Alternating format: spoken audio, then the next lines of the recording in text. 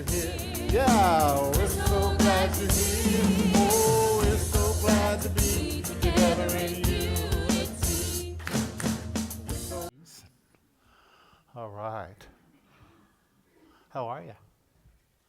I'm good, thank you. Good. Well, I asked Hubert to come up for a few minutes and just share a little bit about what's been going on in his life and how he has used spiritual principles to affect some changes. Is that right? Why don't you tell us about it a little bit? Can you hear me? What's going on? Yeah. Good. First off, I arrived here a couple of years ago, and the thing that struck me most was when Leah said, when you have your breath, nothing can harm you. And that gave me peace. I was in a lot of hurt. And not being truthful about it. I had a smile on my face and told you everything was okay. And then I learned that these things who have been taught through the Bible are translated from Aramaic. And my favorite, you know this, James, is that when Jesus said he saw Satan fall from heaven like lightning, what he meant was bad thoughts were leaving his brain. That's heaven. Very good. So I use those principles. And lately, dug my heels into the foundation and surrendered my will over to God's will. And put things out there about prosperity. And yeah, prosperity is wealth and money, but it's also peace and love and generosity. Long story short, if you've read Pray Big, they say if you want to talk about money and bring money into your life, welcome it into your life. Write it down. I welcome X amount for this project. I have my own business. When I read that at the end of September, I wrote more money than I made last year before the end of this year, for 3 months. It already happened.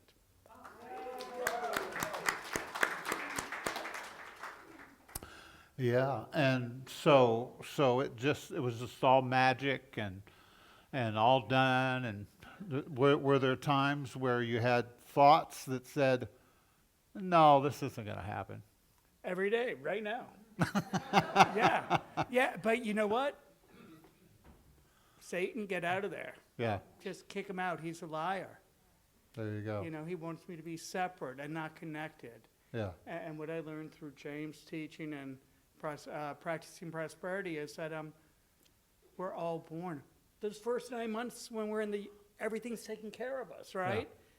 Why shouldn't that be when we come out on this earth? God loves us, and he wants us all just to be full of abundance and all our needs and desires met. Yeah, beautiful. Well, you know, you're an artist. I am. And I do know that. but I wanted to make sure they know. Okay. And so when he heard this saying, he saw Satan fall from heaven, he began to draw it out. And so he's got some paintings of Satan falling from heaven, you know. They have one, in fact. Well, that's right, yeah. But the strongest one I found was, remember I said I was in a world of hurt. I didn't like where I lived. I didn't like Greenville. I didn't like myself. I didn't like anybody. And I have this beautiful apartment with a beautiful view of a bamboo forest. And so I did a painting of my desk in front of that window that's looking at the forest. And Satan's on the desk. And once I put that on paper, I love my apartment. I love Greenville. Satan can stay out of my heaven. That's beautiful. That's beautiful. And so one more question for you, and that is, was forgiveness something that you had to practice in all of this? Was that important to you? Absolutely. And the first person I had to forgive was myself. And I'm given an opportunity to forgive every day, not just myself, but others. And James knows I've had some trying times recently where people harmed me. And I just showed them grace. I just loved them and forgave them before I could even think about it. Beautiful. So would you say that you're a more peaceful person than you were before? I absolutely am. It's funny. I saw the email where they said they were going to be talking about the Grinch today, and he already had asked me to come up. I had no idea why he asked me. I'm like, okay, I'm the Grinch. No, I am beyond peaceful, and I do have again, you asked, ego's always there. Satan's always knocking on my door, but I can breathe. Yeah.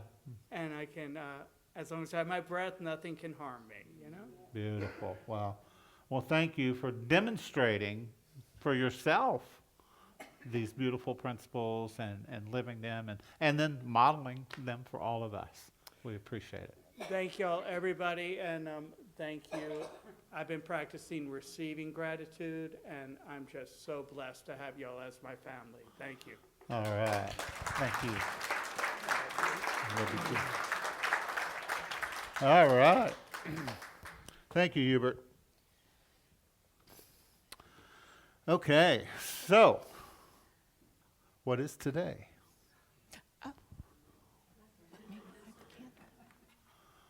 We'll light the candle for peace. You might want to flip. There you go. There you go. Perfect. All right. Peace. Let's say that together. Peace. Peace. How many love peace? Is it a priority? Is it something that you really believe in? Is it your practice? Do you think about it?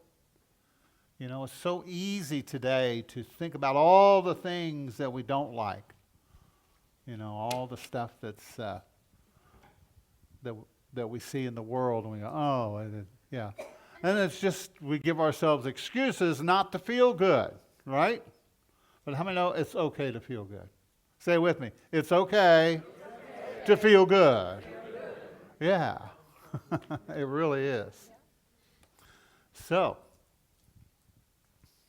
we often think of peace as a prize, something we get once all the chaos is settled, when the house is finally quiet, when the argument is resolved, when the to-do list has been conquered, right? When everyone behaves in the way that we think that they should. And finally, I can be at peace. Thanks, Leah, for straightening up. I appreciate it. But many times we treat peace as the absence of noise, stress, conflict, or responsibility.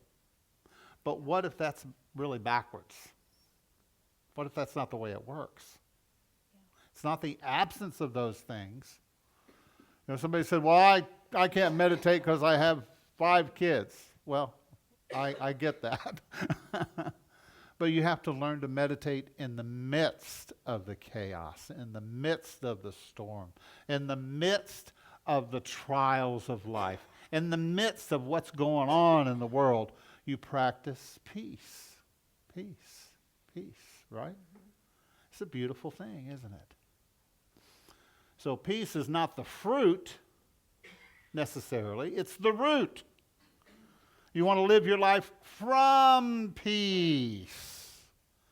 I'm not waiting for all the circumstances to line up.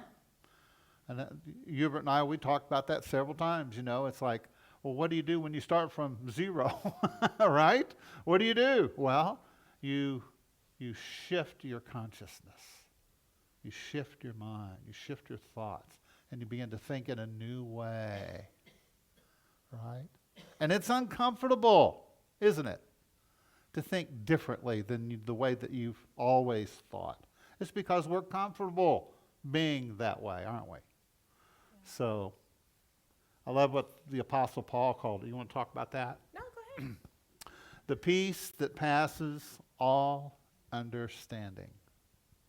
It's not even logical. People sometimes they say, well, how can you be at peace? Don't you know? Don't you see? Don't you hear? Yeah, but that's not my problem, right? My responsibility is to keep myself at peace. That's my first priority, is to work on me. Because Leah's been trying. How's that working for you, Leah? I gave up a long time ago. Yeah. You can't change anybody. You got to do it for yourself. So today, as we explore this idea and this truth of peace being an inside job, we're going to use the great teacher, the Grinch, to look at this. So do we all know the story of the Grinch? Okay, that's good, because last week, It's a Wonderful Life, not everybody knew that story, but the Grinch is pretty popular. So the idea of the Grinch, on the surface, it's this children's tale about this grouchy green creature. You're a mean one, Mr. Grinch. You're soulless, right? He hates noise. He hates roast beast. He hates tinsel. He hates the town of Whoville, right? But spiritually, it's a profound parable about the biggest mistake that human beings make, and that is that we misplace the source of our peace. Yeah. We think that peace comes from, as you were saying, getting all these things out here lined up. If I waited for all of these things out here to line up, there would never be any peace, right? Because as soon as something over here is settled down, something over here pops up. You can't do that. The source of your peace is not reliable, relying on anything that's out here. So the Grinch believes that the Who's joy comes from their presence, the stuff, the roast beast and the flugel whammers and the whatever those things are they hang all over the tree, and that the celebration is rooted in their decorations and their feasts and their material abundance. And sometimes at the Christmas season, we fall into that trap too, thinking that peace comes from, the Christmas peace comes from having the tree up, having the gifts underneath it, the meal is fixed, now I can sit down and be at peace. Everything is perfect. Everything is just as it should be. So the Grinch thinks, well, if I take away their stuff, I take away their joy.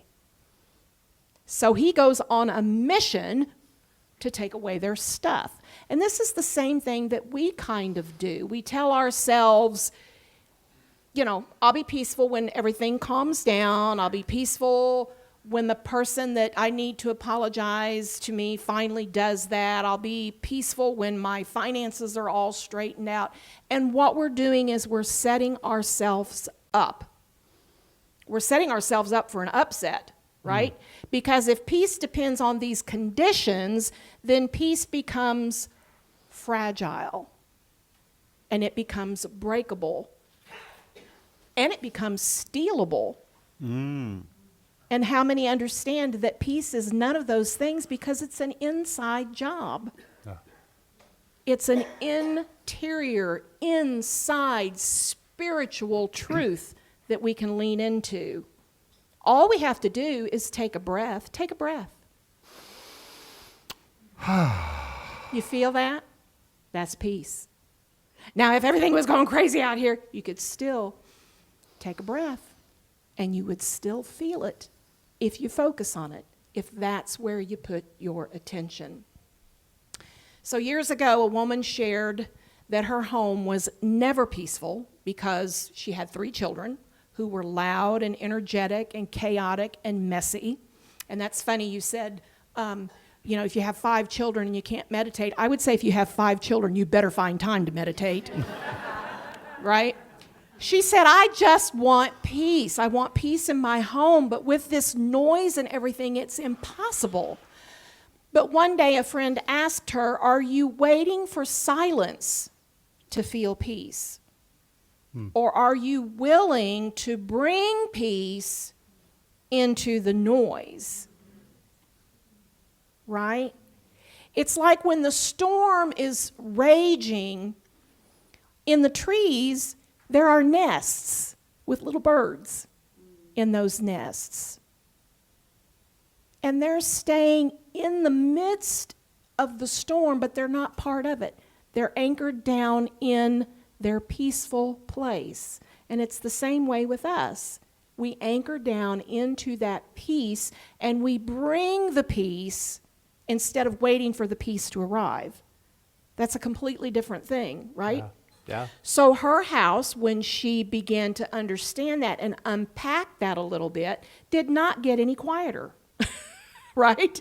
But she got centered and realized that in the midst of all of that, she could bring peace to it, that peace within herself. And it shifted her ability to be at peace in the midst of all the chaos and all the mess, which is kind of not the shift that the Grinch has discovered yet at that point in the story. He thinks he's going to come down and steal their joy and their peace. Well, if you wonder where that story comes from, let me just say we had 3 kids. Yes. All right. Here's the second idea, and that is that, as Leah has said a couple of times, that peace is an inside job. Yeah. And so the Grinch needed a revelation. How many know sometimes you just need a revelation? You just need the light to come on. You just need to see. Jesus told the people, he said, you have eyes, but you don't see. You have ears, but you don't hear. So you need eyes to see and ears to hear, right? I remember when I was a kid, I'd go out and I'd talk to the, no? But I would. I'd go out in the field and I'd talk to the potatoes and I'd say, you that have eyes to see. And then I'd talk to the corn, and you that have ears to hear. It's a true story. Don't laugh at him. Don't encourage him. Don't encourage him. So what does the Grinch do? He steals everything. He steals the ribbons, the tags, the packages, the boxes, and the bags. Every crumb of every roast beast. He drags it all up the mountain and waits for the wails of despair that will prove him right about the world. How many are waiting for you to be proven right about things? Yeah, I knew they were bad. I knew they were trouble, right? This is how we are sometimes. But joy is shallow. Peace is fragile. Connection is an illusion, is what he thought. But instead, something extraordinary happens. Don't you love that? At first, there was just silence. And then,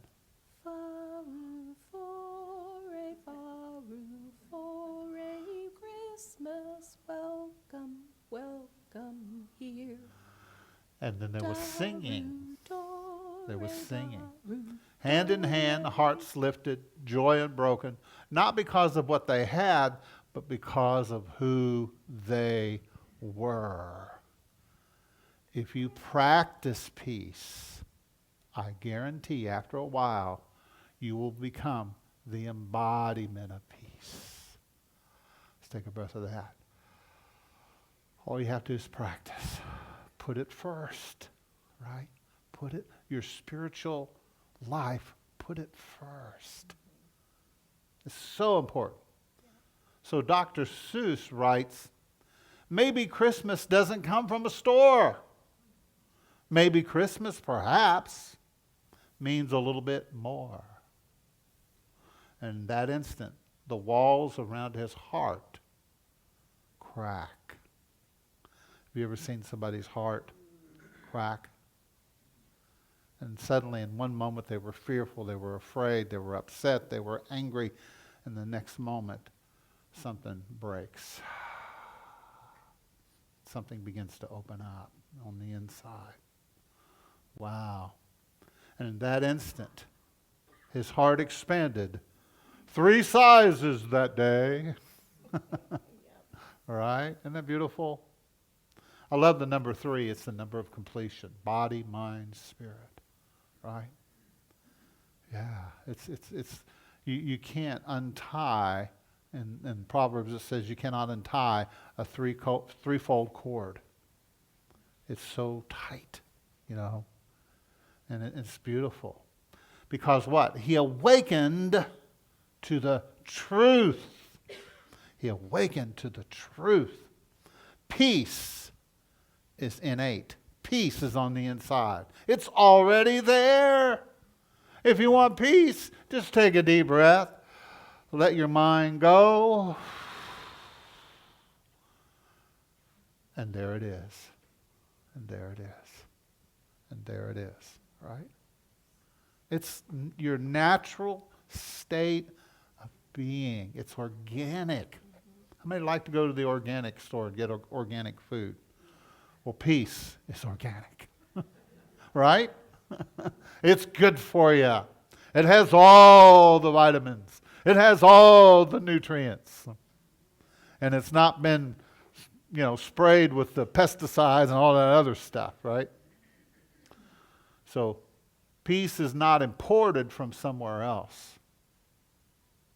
It's internal. Joy is internal, not external.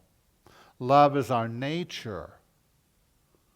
Love is your nature. People are going around looking for love. They're sitting at the bar, they're drinking their drinks and looking for love. Somebody love me, please. Somebody, looking for somebody. How many know that you are love? I thought he was going to start singing that song,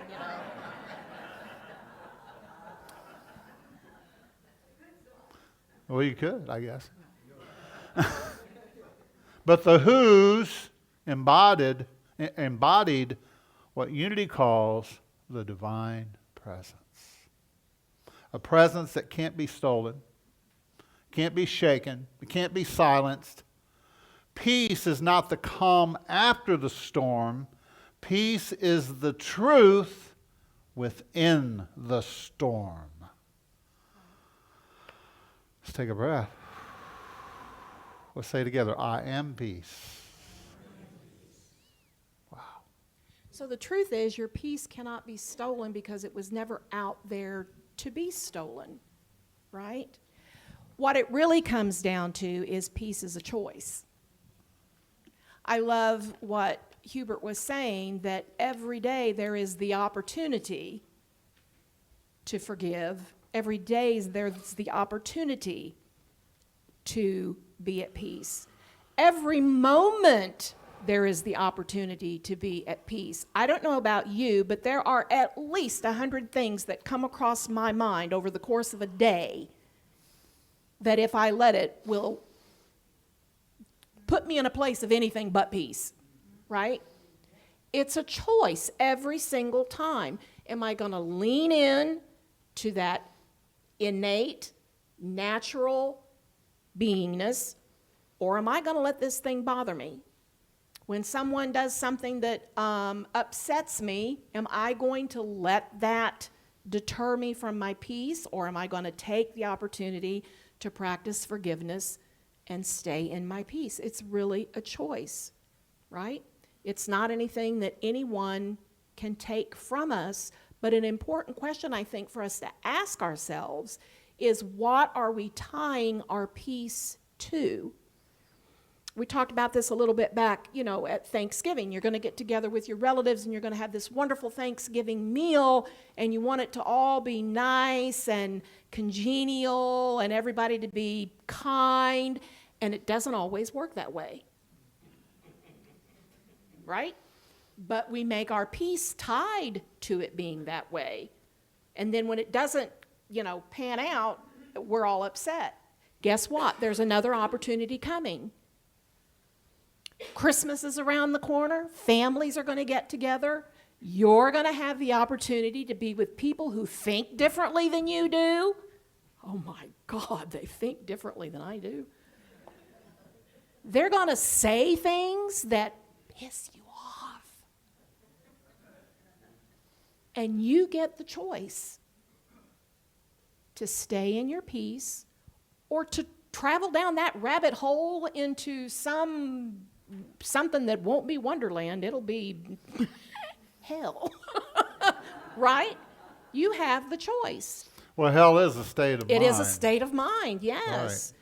So you can't make your peace dependent upon conditions or anything being a certain way. So I would ask you to think about, is your peace tethered to something?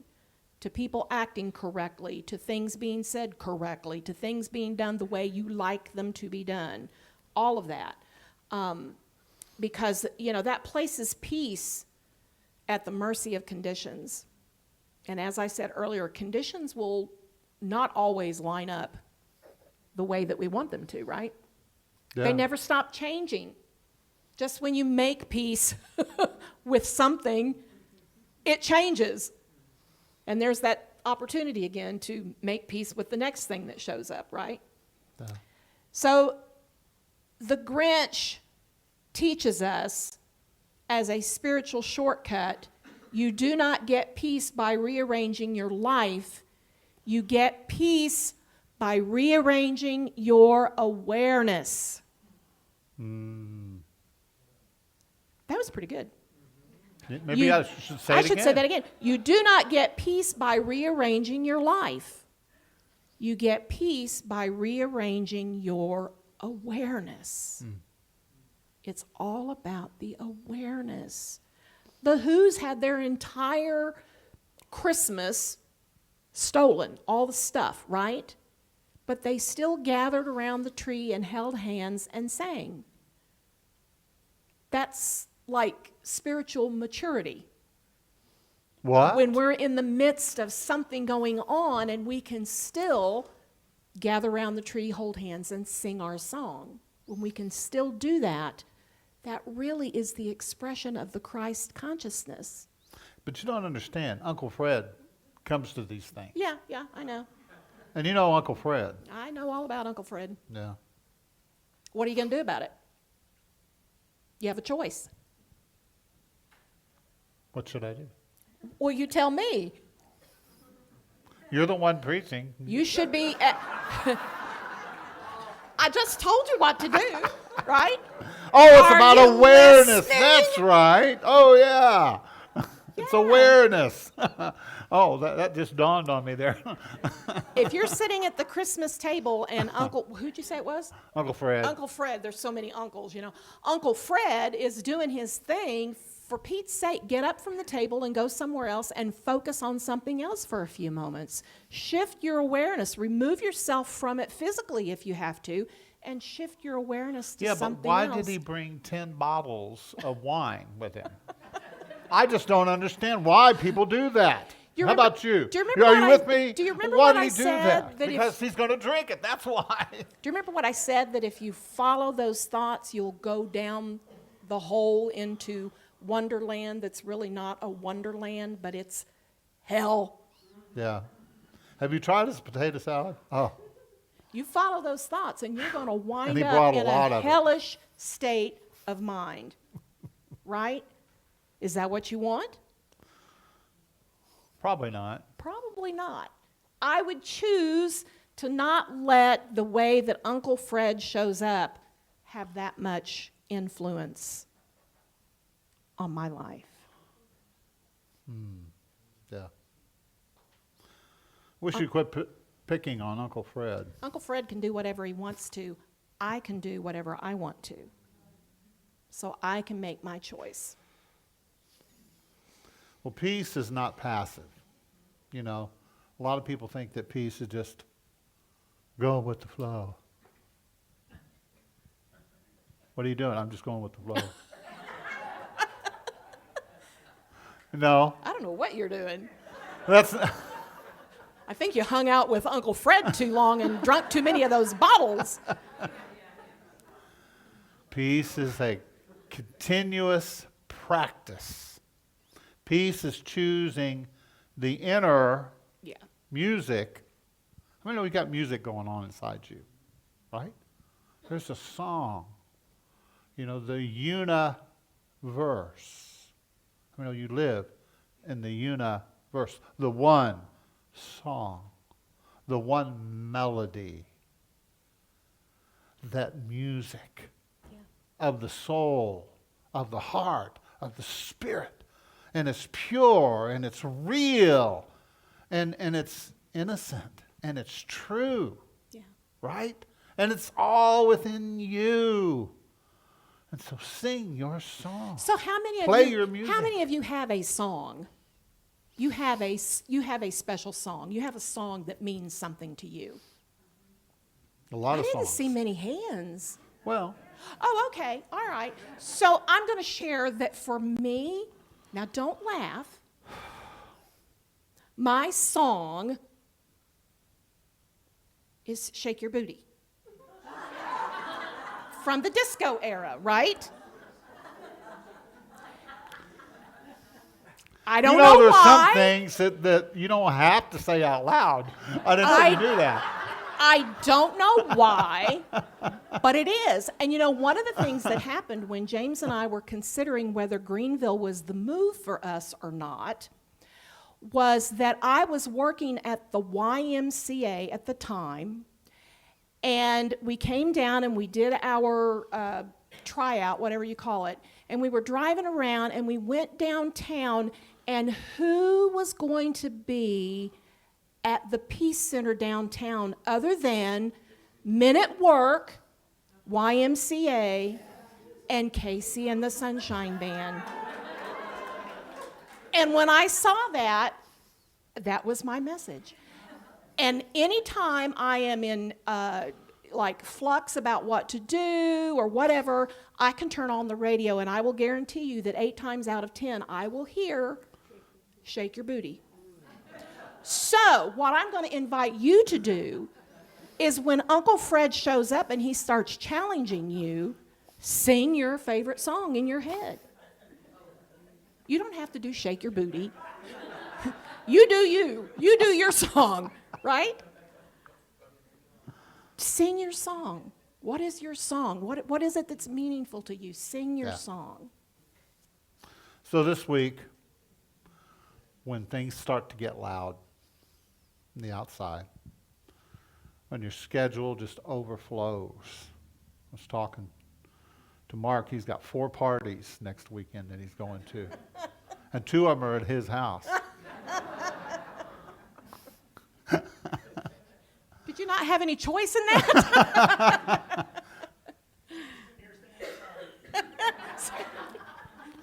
When family dynamics start to heat up, when the noise of life presses in, take a pause. Mm-hmm. Put your hand on your heart, close your eyes, and be like the Grinch on the mountaintop. Listen, not for the noise, but for the deeper sound beneath it. Your who song, the melody of your spirit, which is always singing. Your spirit is singing right now. You listen to it. How many know that you are safe, you are loved, you are whole, your peace is here? So let's speak this together. My peace does not depend on external conditions. I connect to the divine peace within me. Connect to the divine peace within me. From this center, Center, I greet the world with a calm and open heart. with a calm and open heart. So, may you experience what the Grinch experienced, right? That great revelation. That your peace cannot be taken away, because it was never in the stuff to begin with. It's always lived in the sacred space of you. Isn't that wonderful? Reflecting. Just like sitting in the quiet and meditating upon a lighted Christmas tree. Because in truth, you are the Christmas tree. And as you begin to awaken, the lights begin to come on, the many different colors. And they begin to reflect back to you the truth of who you are. That beautiful divinity that exists inside of everyone, every creature, everything. There is no spot where God is not.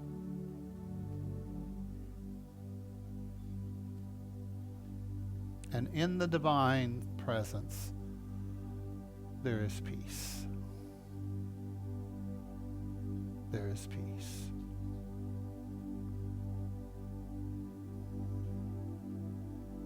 There is peace. Here now, with me always. I choose peace. I choose to respond in a peaceful manner. I choose peace today.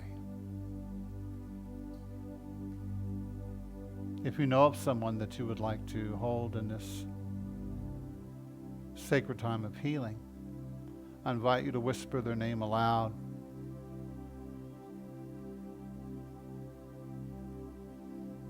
Just surround them with your love and your prayers. Hold the space for them now in peace. Sometimes the best thing you can do for your loved ones is just to be at peace in their presence. Just to shine that peace.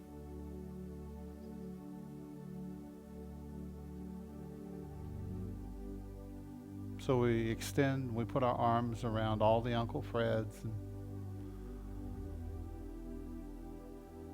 all of those that we've had problems with, that we've had challenges with in the past. In this moment, we take the opportunity to reconcile with them and to just be at peace. Maybe you can't forgive what they did. Maybe you'll never forget it. But you can be at peace inside of you. What a great gift to give to yourself. So we bless our family, we bless our friends, we bless our nation, our country, our world with the greatest gift of all, peace of mind, peace of heart, peace between the nations.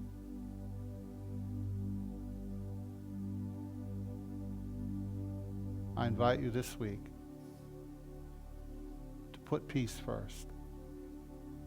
Before you speak, think about what you're saying. Pause. Take a dip into that peacefulness, that quiet within.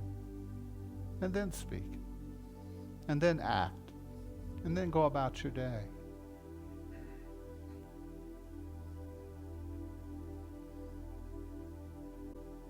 We bless our community.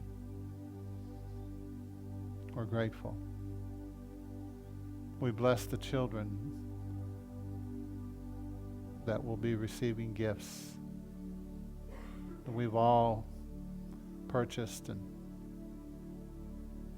are happy to share. We bless them with more than just a gift, but with joy, peace, prosperity. We're grateful for the abundance. We're grateful for the prosperity. We're grateful for the peace. We truly feel rich this morning rich in divine awareness. Now let's breathe. And I invite you just to take a little dip now into the silence for just a moment or two.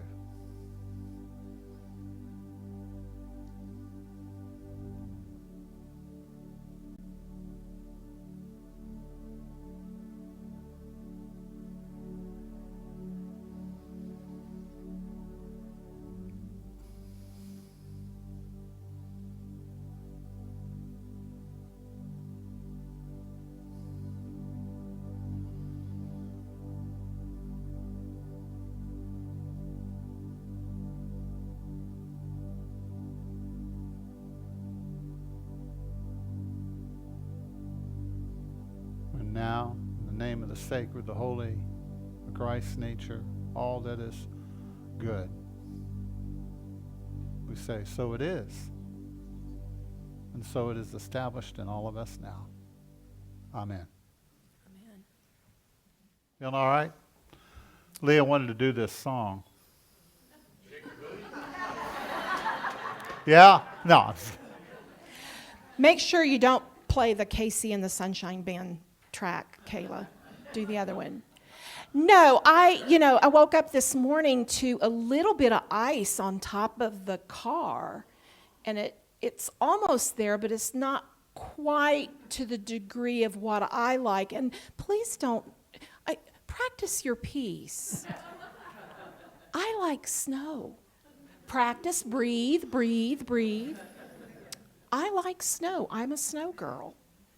So, I'm dreaming of a white Christmas.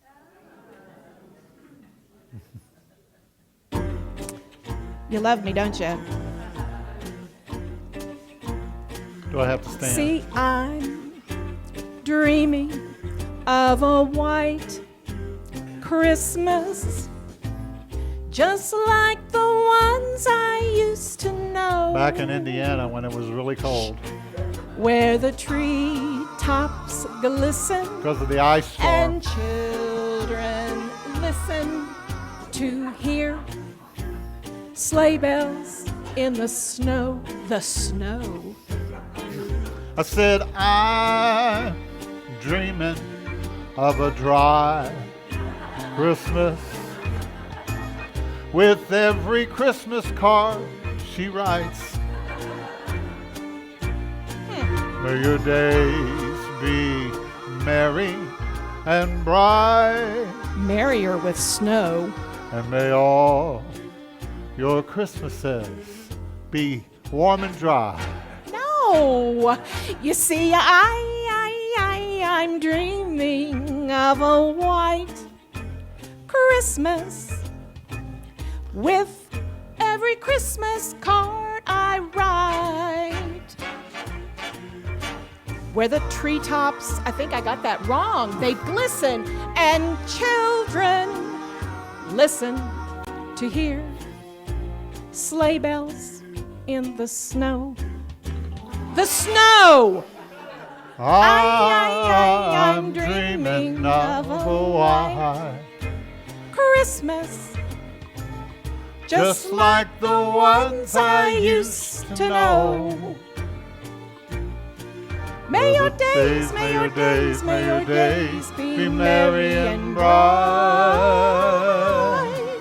And may all your Christmases be dry. See, there's nothing more magical than waking up on Christmas morning with a landscape covered in white. And a warm bed. Covered in white. It's frosty. It's beautiful. It's peaceful. I love it. I want lots of snow. Lots.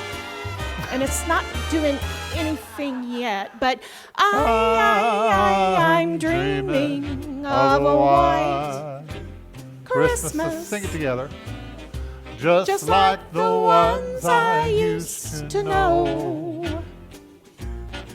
May your days, May your days, may your days be merry and bright.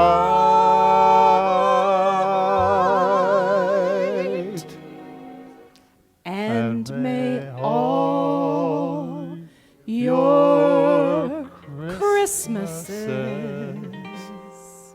be white. Did you say dry again? No, I said white that time.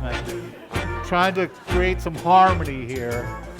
You know what I mean? It's like, Just want a little snow. Just a little. all right.